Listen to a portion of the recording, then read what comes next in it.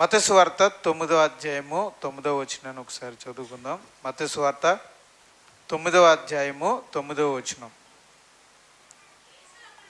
యేసు అక్కడి నుండి వెళ్ళుచు ఆ, సుంకపు మెట్టునొద్ద కూర్చుండి ఉన్న ఆ, ఆ, మత్తయ్య అను ఒక మనిషిని చూచి ఆ, నన్ను వెంబడించమని అతనితో చెప్పగా ఉమ్, అతడు లేచి ఆయనను వెంబడించెను. రైట్. యేసుక్రీస్తు వారి యొక్క పరిచర్యలో యేసును వెంబడించిన వారిలో మత్తయి అనే ఒక వ్యక్తి ఒకరు. మీరు అపోస్తుల యొక్క జాబితాలో మత్తయి అనే పేరు కూడా మీరు చూస్తారు. లేవిసు ఆయనకు మరొక పేరు కూడా ఉంది. ఆయన పేరు లేవి. మత్తయి, లేవి. అంటే యూదులకి 2 పేర్లు 3 పేర్లు ఉంటూ ఉంటాయి. ఆయనకి మత్తయి, లేవి అనే 2 పేర్లు ఉన్నాయన్నమాట. ఈ మత్తయి కపెర్నహూము అనే గ్రామానికి చెందినవాడు. ఇతడు చదువుకున్నట్టున్నాడు.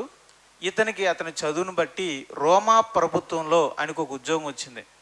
ఆ ఉద్యోగం ఏంటంటే పన్ను వసూలు చేయటం, ట్యాక్స్ ఆఫీసర్ లేదా ట్యాక్స్ కలెక్టర్. అది ఆయన ఆఫీసు. అంటే మనకి పంచాయతీ గుమాస్తా గారు ఎలాగైతే పన్నులు వసూలు చేస్తారో అలాగా ఈయన పన్నులు వసూలు చేసేటువంటి ఉద్యోగం ఆయనకు వచ్చింది.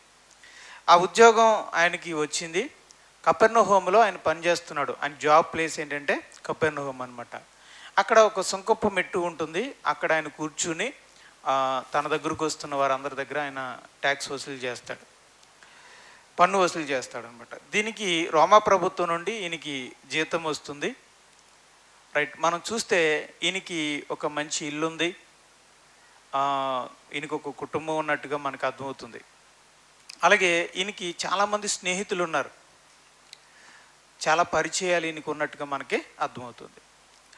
అయితే ఇతడు రోమా ప్రభుత్వంలో ఉద్యోగం చేస్తున్నప్పటికీ, సొంత ప్రజలు ద్వేషిస్తున్నప్పటికీ, పన్నులు మన దేశంలో ఉంటూ రోమా ప్రభుత్వం యొక్క ఉద్యోగం చేస్తున్నాడు ఏంటి అని చెప్పి సొంత ప్రజలు ద్వేషిస్తున్నారు. అలాంటి పరిస్థితుల్లో కొంచెం అన్యాయంతో కూడిన, కొంచెం డబ్బుతో వ్యవహారం కాబట్టి ఇక్కడ అన్యాయం జరిగేటువంటి అవకాశం ఉంటుంది. ఉదాహరణకి రోమా ప్రభుత్వం 100 రూపాయలు కట్టమని చెప్తే మేబీ ఈయన 110 రూపాయలు కట్టించుకొని ఆ 10 రూపాయలని దొంగిలించేటువంటి సందర్భాలు కూడా ఉన్నాయి. అలా సంపాదించినవాడే జక్కయ్య. సో జక్కయ్య కూడా అలాగే అన్యాయంగా సంపాదించినవాడే. మేబీ ఆ పాపపు జీవితంలో వాళ్ళు జీవించేవారు. అందుకనే శాస్త్రులు పరిచయాలు కూడా వీళ్ళు అన్యాయస్తులు, అవినీతి పరులు అని చెప్పి ఒక పక్కన రోమా ప్రభుత్వం పక్షాన ప్రభుత్వంలో ఉద్యోగం చేస్తున్నాడని, రెండోదిగా అంత పాప బతుకు, అవినీతి బతుకు, లంచగొండితనం అని ప్రజలు అసహించుకుంటూ ఉండేవారు. వీళ్ళని చూసి వీడంతా లంచగొండగలరు వీళ్ళు అనుకుంటూ ఉండేవారు అనమాట. సొంకరులు అంటే అది అలాంటి చిన్న చూపు ఉండేది. పైకి మాత్రం నమస్తే అండి, నమస్కారం అండి అంటారు, ఎందుకంటే మరి ఆయన ఆఫీసర్ కదా. కానీ లోపల మాత్రం వీడు పెద్ద లంచగొండగాళ్ళు, వీళ్ళు తింటున్నారు అని చెప్పి ఒకలాంటి ద్వేషభావం వాళ్ళలో ఉండేదనమాట. కానీ మనకు అర్థమవుతుంది ఏంటంటే మత్తయి కూడా కపెర్నహూములో ఉన్నాడు. ఆ సమయంలో యేసు ప్రభు అద్భుతమైన పరిచర్య చేస్తున్నాడు. ఆయన ద్వారా దెయ్యములు ఎలగొట్టబడుతున్నాయి, రోగులు స్వస్థతపరచబడుతున్నారు. ఆయన సమాజ మందిరంలో నిలబడి చాలా అద్భుత కార్యాలు చేస్తున్నారు, చాలా మంచి సువార్తనైనా ప్రకటిస్తున్నారు. మంచి హైలైట్ అవుతున్న టైం అనమాట. ఆ సమయంలో బహుశా ఆ స్వస్థత కార్యాలను బట్టి ఆ మత్తయ్య గారు కూడా జక్కయ్యలాగా యేసుని దగ్గరికి వెళ్ళాడు. ఆయన మాటలు విన్నాడు, ఆయన అద్భుతాలు చూశాడు, ఆయన విధానం చూశాడు. ఆయన హృదయం కరిగింది. ఒక దేవుని సన్నిధిని యేసు ప్రభువులు ఆయన చూశాడు. తన పాప జీవితం కన్నా అర్థమై ఉంటుంది, మారు మనసు పొంది ఉంటాడు. ఆయన పశ్చాత్తాపడి ఆయన ఒక నిజాయితీ కలిగినటువంటి వ్యక్తిగా మారి ఉంటాడు. ఎలా చెప్పగలరని అంటే మీరు వాక్యాన్ని ధ్యానించండి, మీకు అర్థమవుతుంది. రైట్. ఇప్పుడు అలా మత్తయి ఏమయ్యాడంటే తను తాను యేసుక్రీస్తు వారికి అప్పగించుకున్నాడు, క్రీస్తు మార్గంలో నడవాలనుకుంటున్నాడు. అటువంటి సమయంలో యేసు ప్రభు ఆయనకి పరిచయం ఉంది. యేసు ప్రభు దగ్గరికి వెళ్తూ ఉన్నాడు, జాబ్ చేసుకుంటూనే యేసు ప్రభు దగ్గరికి వెళ్తూ ఆయన బోధలు వింటూ ఆయన అనుసరిస్తున్నాడు. ఒకానొక సమయంలో యేసు ప్రభు ఒక సమయంలో ఇక సువార్త కొరకు బయటికి వెళ్దాం అనుకున్న సమయంలో తనకు పరిచయస్తుడైనటువంటి మత్తయి దగ్గరికి వెళ్ళి, మత్తయి సువార్త కొరకు నాతో పాటు రా అన్నాడు. ఒక సామాన్యమైన విశ్వాసిగా ఉన్నాడు, యేసుప్రభుని పరిచయం కలిగి ఉన్నాడు, యేసుప్రభు ద్వారా సత్యాన్ని తెలుసుకున్నాడు, మారు మనసు పొందాడు, పశ్చాత్తాపడ్డాడు, క్రీస్తు మార్గంలో నడుస్తున్నాడు. అటువంటి సందర్భంలో ఇప్పుడు యేసుప్రభు ఏమన్నాడంటే, ఆయన ఉద్యోగం చేసుకున్న సమయంలో యేసుప్రభు ఏమన్నాడంటే, నువ్వు నన్ను వెంబడించు. ఇక్కడ నువ్వు నన్ను వెంబడించు అంటే అర్థం అంతకుముందు వెంబడించట్లేదని కాదు, ఇక్కడ సువార్త కోసం నా వెనకాల వచ్చే అని అర్థం అనమాట. పిలుపు, సువార్త పరిచర్యకి పిలుపు. అంతకుముందే ఈయన విశ్వాసి, అంతకుముందే ఈయన మారు మనసు పొందాడు, అంతకుముందే ఆయన విశ్వాసిగా ఉన్నాడు. ఇప్పుడు ఈ పిలుపు ఏంటంటే ఇక వచ్చేయి, ఇక వచ్చేయి అంటే దాని అర్థం ఏంటంటే నీ ఉద్యోగాన్ని విడిచిపెట్టి నా ఉద్యోగులోనికి వచ్చాయి, నేను ఇచ్చే ఉద్యోగులకు రా, నాతో పాటు సువార్త పరిచర్యలో పాల్గొను. అలాగే అంతకుముందు ఎవరిని పిలిచాడు ఆయన?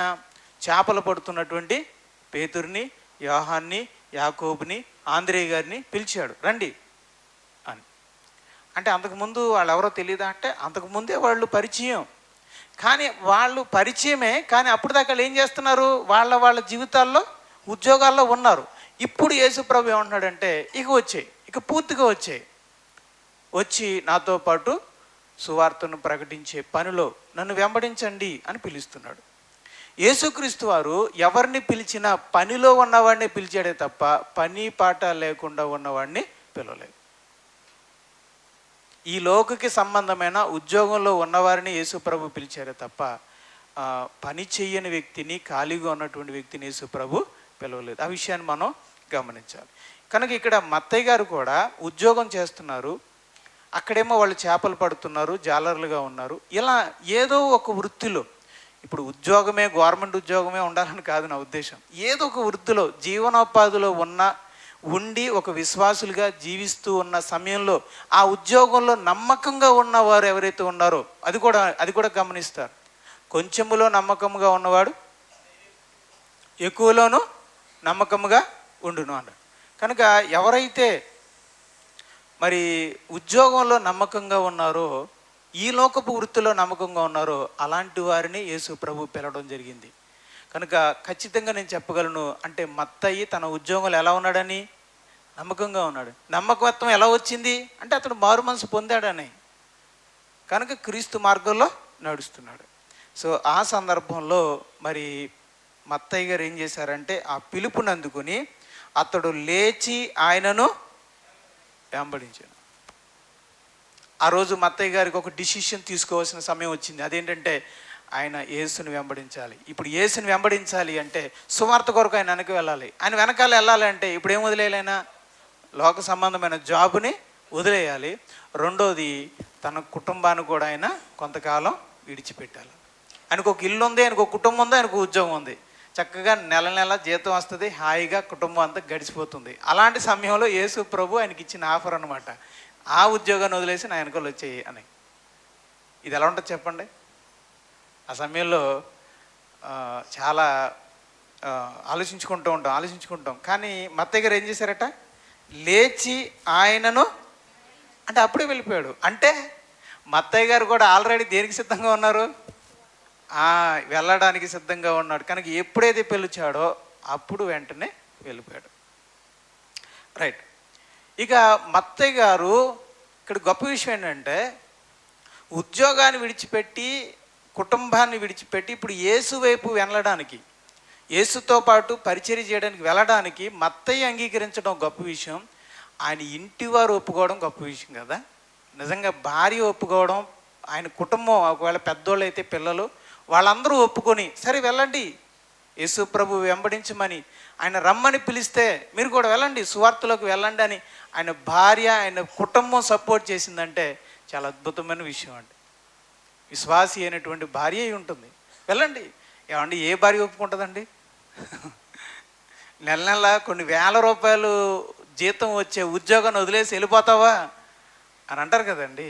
భార్య ఒప్పుకుంటుందండి? అయ్యో ఏంటండి ఇప్పుడు వెళ్ళిపోతే ఎలాగా, నా పరిస్థితి ఏంటి, నా పిల్లల పరిస్థితి ఏంటి, ఎలాగ మీరు ఆ ఉద్యోగం వదిలేసేస్తే ఎలాగా, నెల జీతాలు రావు, ఎలా పరిస్థితి? ఇప్పుడు ఆ యేసు ప్రభు వెనకెళ్తున్నావు, ఆయన నెల ఎంత ఇస్తాడు?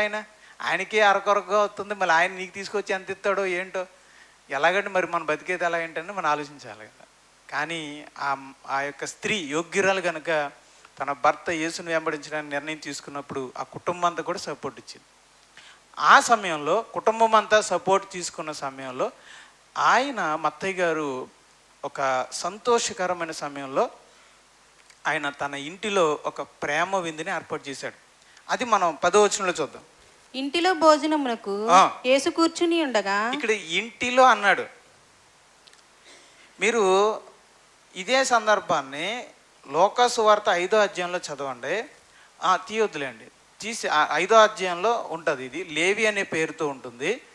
అక్కడ లేవి ఇంట అని ఉంటుంది. ఇక్కడ ఏ ఇంట భోజనమును కూర్చున్నారు యేసు ప్రభు? ఎవరింటిలో? ఈ ఇంటిలో భోజనమునకు యేసు కూర్చుండగా. ఇంతకు ఆ ఇల్లు ఎవరిదో తెలుసా? మత్తయ్య గారి. మనం కానీ పత్రిక రాస్తే మనం ఏమని వాళ్ళం? నా ఇంటిలో యేసు కూర్చుండగా అని రాస్తాం. కానీ మత్తయ్య గారు మాత్రం మత్తయ్య ఇంట యేసు భోజనమును కూర్చుండగా అని రాయలా. చూసారా, అది ఎవరి ఇల్లు అని ఉంది అక్కడ? ఇంటిలో అని ఉందా? మత్తయ్య గారి ఇల్లు అని ఉందా? ఇంటిలో. మరి ఆయన పేరు రాసుకోలేదే. అదండి ఆత్మీయులంటే రహస్యంగా ఉంటారు.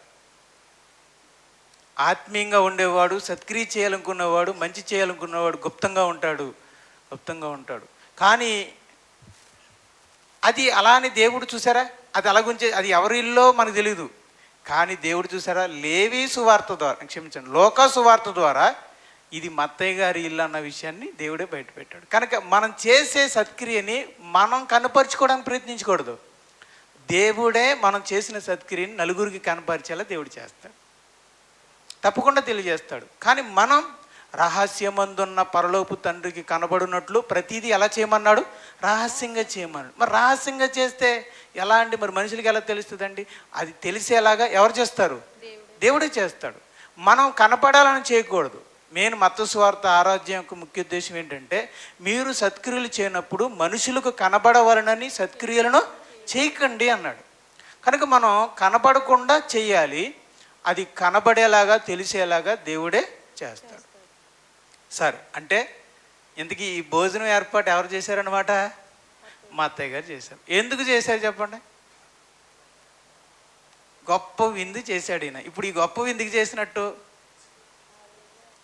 రైట్, ఆ రోజు ఆయన ఏం చేశాడు? ఇప్పుడు వాలంటరీ రిటైర్మెంట్ ఇచ్చాడు ఆయన, అంతే కదండి? వాలంటరీ రిటైర్మెంట్ ఇస్తున్నాడు ఇప్పుడు ఆ రోజు. రైట్, అదే రోజు ఏం మొదలు పెడుతున్నాడు? సువార్త పరిచర్యని మొదలు పెడుతున్నాడు. రైట్, 2 శుభమైన విషయాలు అన్నమాట. ఒకటి రిటైర్మెంట్, రెండోది ఓ న్యూ జర్నీ, ఒక సువార్తలో ఒక క్రొత్త జీవితాన్ని ప్రారంభించబోతున్నాడు. కనుక ఈ శుభ సందర్భంలో ఆయన ఒక విందు చేశాడు. విందు చేసి ఆ విందుకి ఎవరిని ఆహ్వానించాడంటే యేసుక్రీస్తు వారిని, ఆయన శిష్యుల్ని ఆహ్వానించి ఏం చేశాడో తెలుసా అండి? ఆ విందుకి తన స్నేహితుల్ని, తన సాటి ఉద్యోగస్తులు ఉంటారు కదా, సుంకరులు, వాళ్ళని పిలిచాడు. ఈయన స్నేహితులు ఎవరు అంటే లోకంలో పాపులుగా జీవించేవాళ్ళు. ఈయన స్నేహితులు, ఈయన సాటి ఉద్యోగస్తులు ఎవరంటే సుంకరులు. వాళ్ళందరినీ రప్పించాడండి విందుకి. ఎందుకు రప్పించి ఉంటాడు? నిజంగా అండి, నా ఉద్దేశం అయితే మత్తయ్య గారు ఏదో హెచ్చింపు కోసం అయితే కాదని నేను అనుకుంటున్నాను. నా ఉద్దేశం అయితే మత్తయ్య గారి ఉద్దేశం ఏంటంటే, వాళ్ళందరినీ తీసుకొస్తే, ఈ సందర్భంగా వాళ్ళందరినీ సమకూరిస్తే అక్కడ యేసు ప్రభు ఉంటే యేసు ప్రభు ఖచ్చితంగా ఏం బోధిస్తాడు? వాక్యాన్ని బోధిస్తాడు. ఆ వాక్యాన్ని విని వాళ్ళు సత్యాన్ని తెలుసుకుంటారు, నాకులాగా మారు మనసు పొందుతారు, వాళ్ళు మార్చబడాలనే ఉద్దేశంతో వాళ్ళని యేసు ప్రభు దగ్గరికి తీసుకొచ్చారు. ఏదో ఒక సందర్భం, ఆ ప్రతి సందర్భం కూడా మన ఉద్దేశం ఎలా ఉండాలంటే, మనకు తెలిసిన వాళ్ళందరినీ వాక్యం వినడానికి తీసుకొచ్చేలా మనం చేయాలి. అంతే మనం చేయగలిగింది. రైట్, ఆ తర్వాతే ఆ దేవుని వాక్యమే చేయాల్సిన మిగిలిన భాగం చేస్తుంది. సో మనం చేయాల్సింది ఏంటంటే, మనకు తెలిసినటువంటి స్నేహితుల్ని, బంధువుల్ని మనం దేవుని దగ్గరికి తీసుకురావడం మన బాధ్యత. ఇక ఆ తర్వాత వాక్యమే తన పని తాను చేస్తుంది. అది మత్తయ్య గారు అది చేశారు.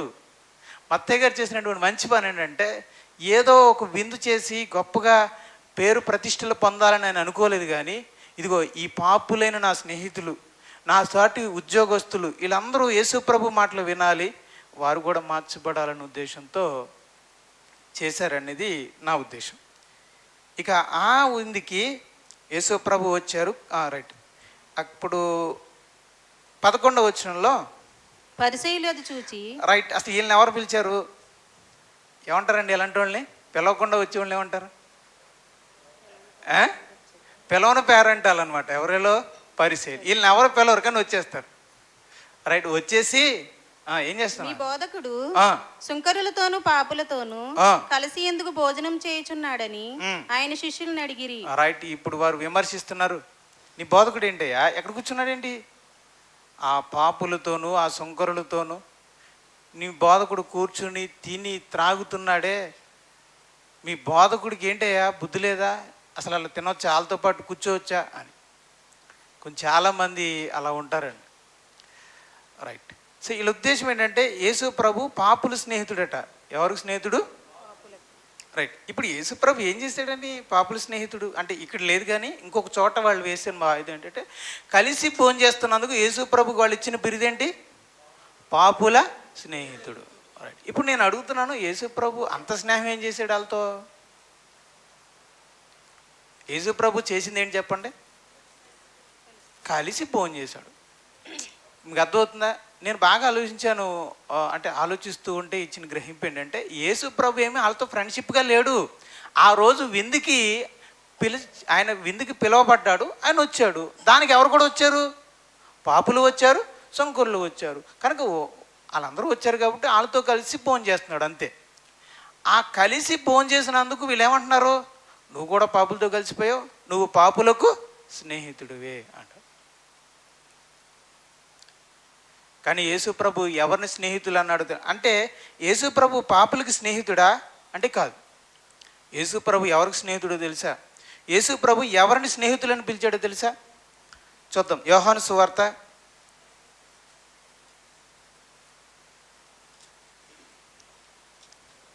17వ అధ్యాయము.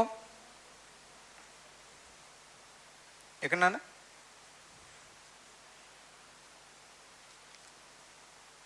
15వ అధ్యాయం అండి. క్షమించండి, 15వ అధ్యాయం.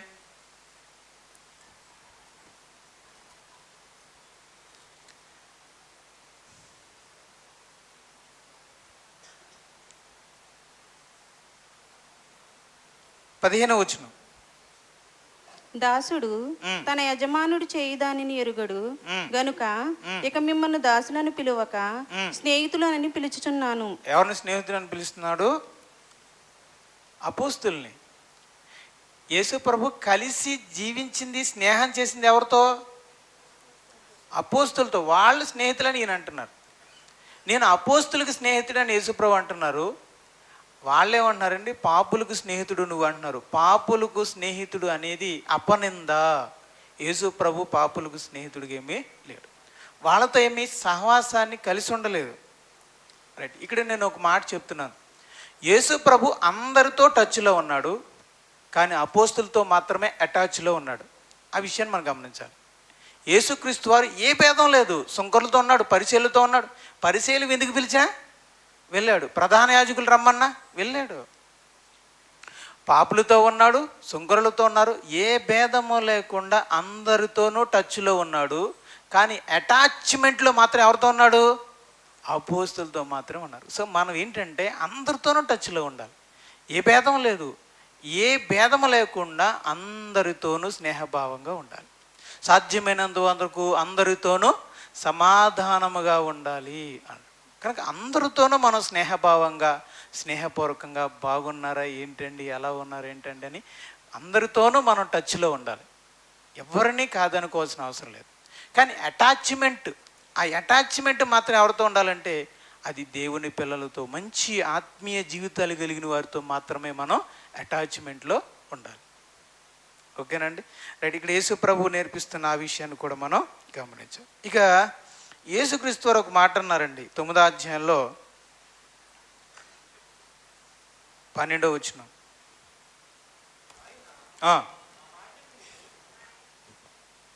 9వ అధ్యాయము 12వ వచనం. ఆ మాట విని రోగులకే కానీ మత్తయి సువార్త 9:12 అండి. రోగులకే మాట విని రోగులకే గాని ఆరోగ్యం గల వారికి వైద్యులు అక్కర్లేదు కదా. అయితే నేను పాపులను పిలువవచ్చి తిని గాని నీతిమంతులను పిలువరాలేదు. Right right. ఇక్కడ యేసు ప్రభు ఏమంటున్నాడంటే, వైద్యుడు రోగం ఉన్న వాళ్ళకి వైద్యుడు కదా, అలాగే నేను పాపుల కొరకు వచ్చిన రక్షకుడిని, నీతిమంతుల కోసం కాదు అన్నాడు. నిజమే, రోగం అనేది వైద్యుడు అనేది ఎవరికి అవసరం? ఆరోగ్యంగా ఉన్నవాళ్ళు హాస్పిటల్కి వెళ్తారా? రోగంతో ఉన్నవాళ్ళు వెళ్తారా? రోగంతో ఉన్నవాళ్ళు వెళ్తారు. కనుక యేసు ప్రభు రక్షకుడు ఎవరికి రక్షకుడైనా? పాపులకే. మరి యేసు ప్రభు కూడా అదే అంటున్నాడు, పాపులకే నేను పిలవచ్చి తినే కానీ నీతిమంతులను నేను పిలువరాలేదు. రైట్, యేసు ప్రభు ఇలా అంటున్నాడు కదా. అయితే ఇప్పుడు యేసు ప్రభు ఎవరికి అవసరం చెప్పాలి? పాపులకి. ఎవరికి అవసరం లేదు? రైట్. ఇప్పుడు నేను అడుగుతున్నాను మీ క్వశ్చను, ఇప్పుడు యేసు ప్రభు అన్న మాటలను బట్టి పాపులు ఉన్నారు, నీతిమంతులు ఉన్నారు కదా. ఎందుకు నీతిమంతులు ఉన్నారా? ఈ భూమి మీద నీతిమంతులు ఉన్నారా? రైట్. రోమాపత్రిక 3:23. రోమాపత్రిక 3:23. ఏ భేదము లేదు, అందరూ పాపము చేసి దేవుడు అనుగ్రహించు మహిమను పొందలేకపోతున్నారు. రైట్. ఇంకా చాలా మంచి మాట 9వ చూద్దాం. అలాగైనా ఏమందము, మేము వారికంటే శ్రేష్ఠులమా, తక్కువ వారమా, ఎంత మాత్రము కాము. యూదులేమి గ్రీసు దేశస్థులేమి అందరూ పాపమునకు లోనై ఉన్నారు. 11వ నీతిమంతుడును లేడు, ఒక్కడును లేడు. రైట్. ఈ వచనాలను బట్టి మీరేం చెప్తారు చెప్పండి?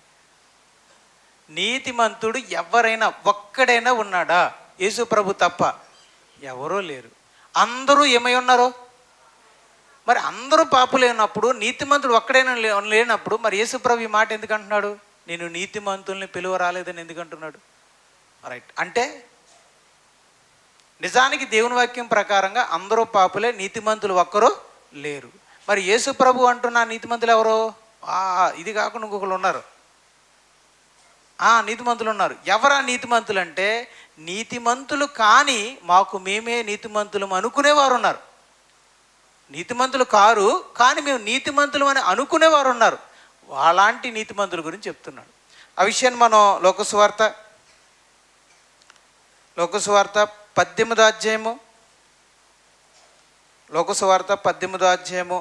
9. తామే నీతిమంతులమని నమ్ముకొని ఇతరులను తృణీకరించు కొందరితో. రైట్. అక్కడ మనం చూస్తున్నప్పుడు యేసుప్రభు అంటున్నాడు, శాస్త్రులు పరిచయాలు ఏమనుకుంటున్నారంటే తమ్మును తాము నీతిమంతులు అనుకుంటున్నారు, మిగతా వాళ్ళందరినీ ఏమనుకుంటున్నారు? పాపులు అనుకుంటున్నారు. యేసుప్రభు చెప్తుంది ఎవరి గురించో తెలుసా? నీతిమంతులు అంటే ఆయన దృష్టిలో తమ్మును తాము నీతిమంతులమని అనుకునేవారితో. రైట్. ఇప్పుడు మాట చెప్తున్నాను, యేసు ప్రభు పాపిని అని ఒప్పుకున్నవాడిని రక్షించగలడే తప్ప నేను పాపిని కాదు అనుకునేవాడిని యేసు ప్రభు కూడా రక్షించలేడు. అది అర్థం. నాకు రోగం ఉంది అని ఒప్పుకుని వైద్యుడి దగ్గరికి వెళితేనే వైద్యుడు స్వస్థపరచగలడు, వైద్యం చేయగలడు. అలా కాకుండా నాకు ఏ రోగం లేదని ఇంటిలో కూర్చున్న వాడికి ఏ డాక్టరు వైద్యం చేయలేడు. అలాగే నేను పాపినై ఉన్నాను అని అంగీకరించి యేసుప్రభు పాదాల దగ్గరికి వచ్చిన వారికే యేసుప్రభు రక్షణ ఇవ్వగలడు. అంతేగాని నాలో ఏ పాపం లేదు, నేను నీతిమంతుడినే, నేను మంచిగానే ఉన్నాను అని అనుకునేవాడికి యేసుప్రభు ఎప్పటికీ రక్షణ ఇవ్వలేడు. కనుక ప్రియమైన దేవుని వారల నిజాయితీ, యథార్థత చాలా అవసరం. ఏంటంటే మన పాపాన్ని మన నిజాయితీగా ఒప్పుకోవడం ఎంత అవసరమో ఇక్కడ మనకు అర్థమవుతుంది. నాలో ఏ లోపం లేదు అనుకున్న వాడికి యేసుప్రభు ఏమీ ఉపయోగపడలేడు. నాలో లోపాలు ఉన్నాయని నిజాయితీగా ఒప్పుకునేవాడికి యేసు ప్రభు బ్రహ్మాండమైనటువంటి ఉపయోగాన్ని ఇస్తాడు. మీరు గమనిస్తే మత్తయి నేను పాపిలను ఒప్పుకున్నాడు కాబట్టే ఒక పాపి అయిన మత్తయిని ఒక సువార్థికుడిగా చేశాడు, ఒక విశ్వాసిగా సువార్థికుడిగా చేశాడు. పాపినను ఒప్పుకోలేదు కాబట్టే పరిసయ్యులు యేసు ప్రభు మార్చలేకపోయాడు. వాళ్ళు ఒక మతస్థులుగాను చివరికి ఒక భ్రష్టులుగాను నరకానికి పాత్రులుగాను మారిపోయారు. ప్రియమైన దేవుని వారలారా, ఈ మాటలు జాగ్రత్తగా మనం గమనించి ఒక విషయాన్ని మనం బాగా గమనించాలి. అదేంటంటే యథార్థంగా ఉండుట, నిజాయితీగా ఉండుట, మన పాపాన్ని నిజాయితీగా ఒప్పుకోవడం అనేది చాలా అవసరం, చాలా అవసరం. ఒక డాక్టర్ గారి దగ్గర మన రోగాన్ని దాచుకుంటామా? మొన్న ఒక బ్రదర్ చెప్తున్నారటండి, ఒక సామెత, డబ్బును దాచుకోవాలంట, జబ్బును మాత్రం దాయకూడదంట. అదేనండి, అదేనా ఏదో అంటే అర్థం అదే, ప్రాస ఏదో ఉంది భలేగా. కానీ ఏంటంటే డబ్బును దాయాలి, జబ్బును దాయకూడదు అని. డబ్బునైతే దాచుకోవాలంట ఎవరికి కనపడకుండా, కానీ జబ్బును మాత్రం ఎవరికి దాయకూడదు. కనుక జబ్బును బయట పెట్టాలి. జబ్బును బయట పెడితేనే అప్పుడు వైద్యుడు ఏదైనా చేయగలుగుతాడు. అలాగే మనలో ఉన్నటువంటి పాపాన్ని నిజాయితీగా యథార్థంగా ప్రభు యేసుక్రీస్తు వారి ఎదుట మనం బయట పెట్టుకోగలిగితేనే ప్రభు యేసుక్రీస్తు వారు మనకి చికిత్స చేయగలుగుతారు, మనల్ని మార్చగలుగుతారు. సరే, ఈరోజు ఈ మాటలు మన వినికిడిలో దీవించి ఆశీర్వదించబడును గాక. రైట్, ప్రార్థన చేసుకుందాము.